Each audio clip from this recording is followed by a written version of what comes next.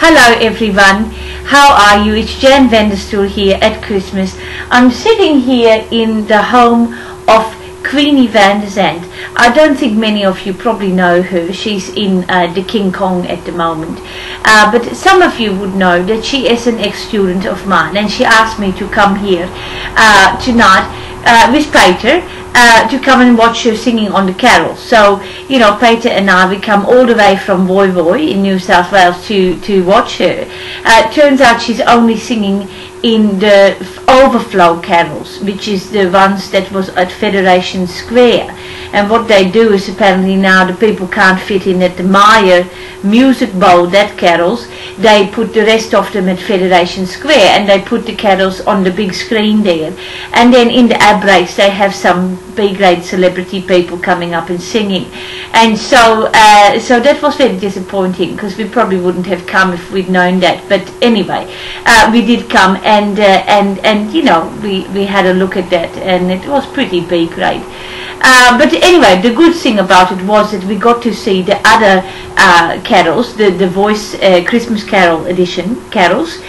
We got to see them as a bonus on the big screen, so that was great. Queenie was going to do this vlog with me tonight, but she was so overexcited about being so close to her dream of singing on the carols, although I'm not sure how close she really is, but she was very overexcited, and so she's gone to bed.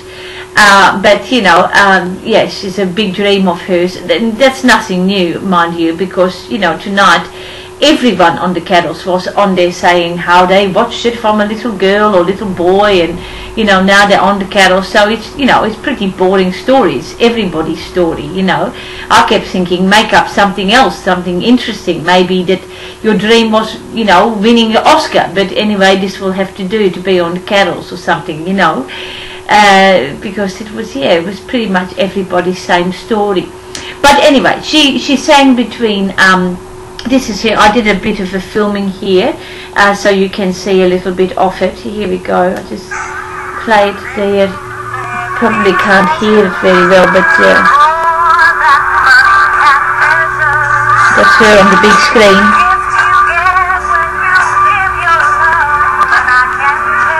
Anyway, yeah, so she was singing there one of her favourite carols, her Christmas carols. You can't really see her, but that's anyway, that was it. And she got to sing between the Looney Tunes and Dennis Walters. So not a great spot actually, really, in the ad break. But anyway, she was pretty good. For me, in the carols, you know, it was interesting to watch it, because I always really like the ones that can sing. They are my favourite. Oh, Ian. I've got Ian here. He come with me as well, because we couldn't leave him at home. This is my new little cat. This is Ian. He's hello Ian, say hello.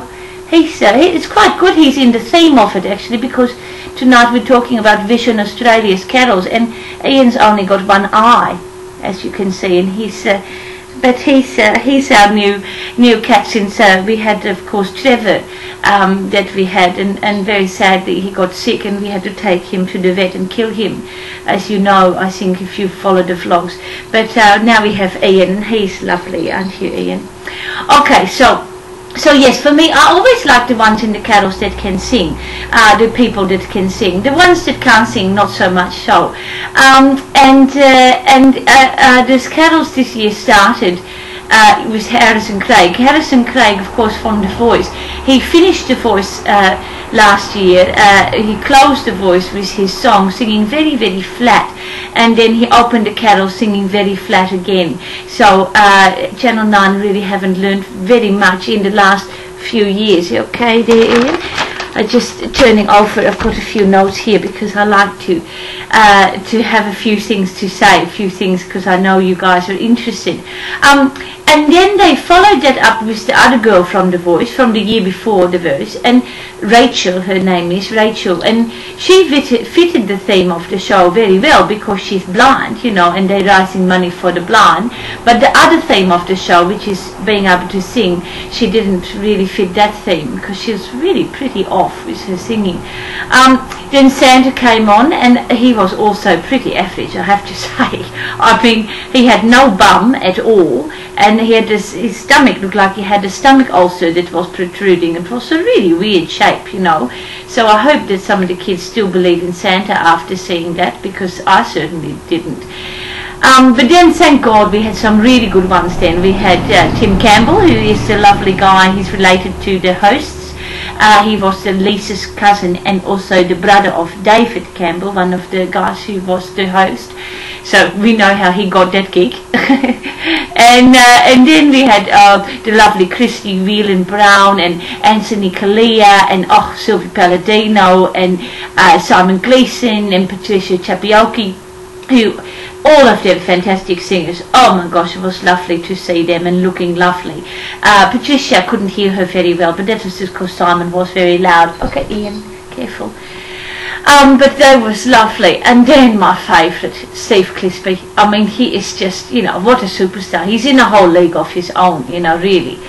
But then I missed a bit because Queenie got very tired, wanted to go home, so we had to leave because she was tired, jealous, I think. Anyway, so I missed a little bit and then came back home and we turned it on again, and there was a lovely lady singing who looked just like Marina Pryor, that singer from the musicals, but she was she had different hair and different nose and different lips and different cheekbones, but otherwise, gosh, she looked so much like her. She was very good, lovely, she was lovely. And then we had the two boys from The Voice again. We had the lovely Luke Kennedy and Harrison Craig, and you know, it was just so obvious who should have won, you know, seeing Luke sing that song so beautifully and then seeing Harrison singing that song so softly that the sound people had to turn up the sound, and it all became like feedback, you know, sound, because they just couldn't turn it up. I think Harrison knew that he was singing a bit off, and so he just kept singing softer, you know. It was, yeah, a shame. But anyway, we had those guys and that was lovely, and the whole thing finished with the lovely David Hobson, who has got such a beautiful voice, but they shouldn't let him speak really, because I remember last time on the carols he forgot his words, so that was embarrassing, but he got it back and it was great, you know. And this time, he was singing with a little boy, and then at the end of it he let the boy go and he's saying, it's lovely to, you know, cross-pollinate with the younger boy, which was a complete accident. He didn't mean to say it, but it made him sound like a pedophile, which he's not. He's a lovely man, apparently. So anyway, that was a funny little thing. But he was a good singer, so that was great. But, you know, it's always great to watch the carols. Peter and I, we always like it. And I know lots of Australians like it too. You know, it's such an Australian thing to do, to watch the carols. It's what Christmas is all about, you know, to sit, watch the carols, and then just criticize everyone for their song choice, their outfit and their vocals. And it just, that is the way that we like to do it in Australia, just to bring everybody down a peg or two. It's just the Australian Christmas, and I really like that, even though I'm Dutch. So everyone, have a lovely Christmas. Hope to see you in the new year.